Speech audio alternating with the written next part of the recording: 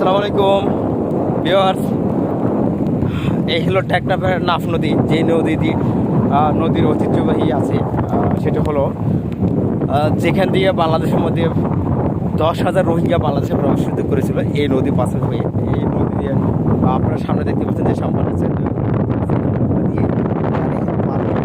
এই রাস্তা দিয়েই তারা বাংলাদেশে প্রবেশ করে।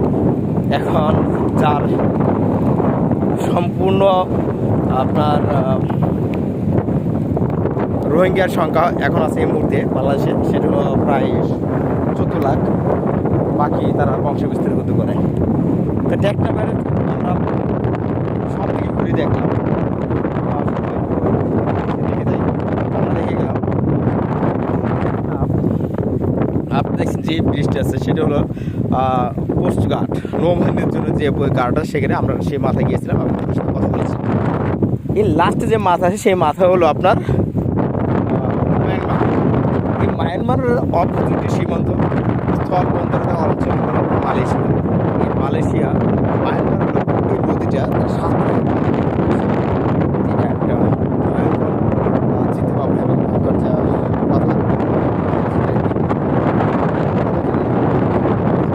নদী খুবই উত্তাল। ওই দাঁড়া,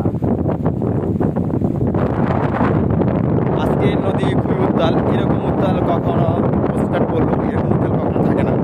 তো উত্তাল এবং জোয়ার আছে, এই সম্পর্কগুলি আছে। জোয়ার এখান থেকে প্রায় আরও 300 ফিট উপরে পানি চলে আসছে। খুবই বিপদসংকুল দিয়ে পানি চলছে বা নির্বাচন করছে। আমরা এই নির্বাচনের মধ্যেও ঘোরার জন্য আসছি আমরা।